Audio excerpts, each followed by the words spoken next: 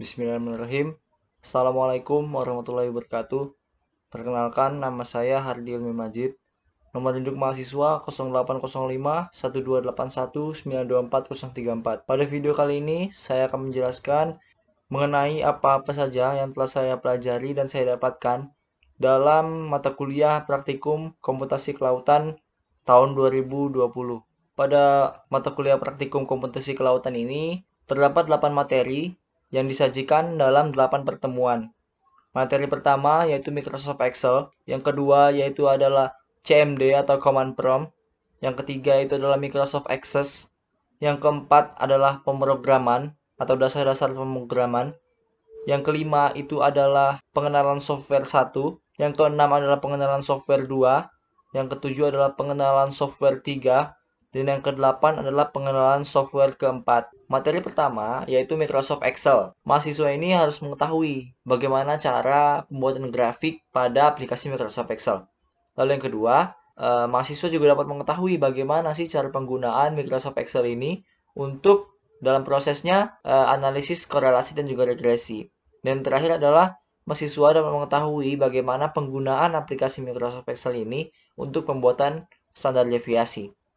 Perlu diketahui, Microsoft Excel ini adalah sebuah program berupa aplikasi lembar kerja yang dibuat dan didistribusikan oleh Microsoft Corporation untuk sistem operasi pada Windows dan juga Mac. Aplikasi ini memiliki fitur kalkulasi dan juga pembuatan grafik, menjadikan Microsoft Excel sampai dengan sekarang banyak sekali digunakan dalam halnya pembuatan data ataupun pembuatan grafik. Pada materi yang pertama ini, saya dapat mengetahui bagaimana sih cara pembuatan grafik, yang dimulai dari tabel-tabel data yang dikonversikan menjadi grafik. Dalam materi ini juga saya mengetahui ada berbagai macam grafik berupa grafik diagram batang, diagram garis, diagram lingkaran.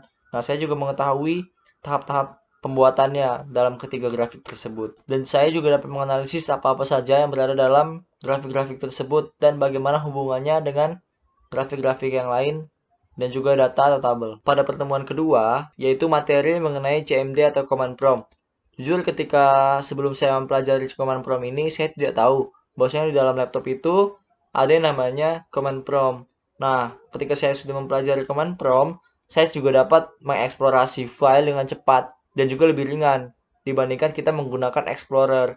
Jadi CMD ini merupakan sebuah perintah untuk mengeksplorasi Windows secara online ataupun offline. Jadi, ketika menggunakan CMD, pengguna atau user itu lebih mudah untuk mengeksplorasi Windows, baik secara dalam jaringan ataupun tidak menggunakan jaringan sekalipun. Lalu selanjutnya adalah mengenai Microsoft Access atau Form dan juga database. Nah, Microsoft Access ini merupakan sebuah program aplikasi database yang digunakan untuk merancang, membuat, dan juga mengolah database secara mudah dan cepat. Ketika saya melakukan pembelajaran mengenai Microsoft Access ini, justru itu sangat memudahkan ketika kita akan melakukan sebuah data. Ketika kita akan menyatukan sebuah data, dan juga data akan ditampilkan secara sistematis. Langkah-langkahnya juga diterapkan, dan juga saya praktekkan ketika menggunakan Microsoft Access ini. Dampak yang diberikan oleh Microsoft Access ini luar biasa dalam halnya pengolahan database secara mudah dan juga cepat. Lalu yang materi keempat, yaitu dasar-dasar pemrograman. Nah, ketika praktikum, itu kita menggunakan aplikasi atau software processing yang menggunakan bahasa Java. Proses pembelajaran juga, setelah itu saya juga dapat menggunakan fungsi-fungsi yang ada pada bahasa Java. Dengan menggunakan processing dan bahasa Java juga, saya dapat mencoba membuat salah satu program. Nah, untuk materi kelima, yaitu mengenai pengenalan software 1, yaitu berupa ArcGIS, AirMapper, Envy, dan QGIS.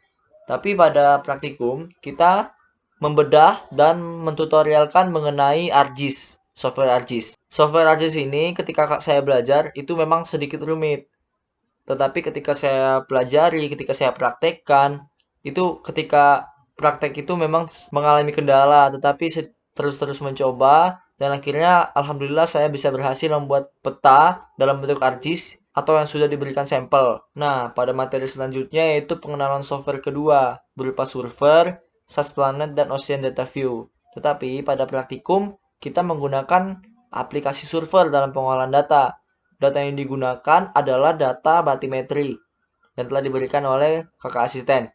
Nah, pada pengolahan data juga, kita dapat melakukan pengolahan data yang menghasilkan tiga bentuk dalam bentuk contour map dan juga 3D wireframe dan 3D surface. Selanjutnya adalah materi mengenai pengenalan software 3, yaitu berupa materi MATLAB. Pada materi MATLAB ini, kami mengetahui fitur-fitur yang ada dalam aplikasi MATLAB dan bagaimana cara mengoperasikan MATLAB juga. Itu sudah dicoba-coba melihat tutorial, dan fitur-fitur ini juga sangat-sangat berfungsi ketika menggunakan MATLAB yang isinya itu merupakan bahasa dengan high performance atau kinerja dengan tinggi. Pada materi terakhir atau materi pengenalan software 4, kami melakukan percobaan menggunakan software EcoView. Nah, pada EcoView ini kami mengolah data yang diberikan oleh kakak asisten, yaitu data Bangka Unsri. Nah, data dari situlah yang kami olah dan kami melakukan pendigitan. Nah, pendigitan ini merupakan pendigitan ekogram yang ada pada software EcoView.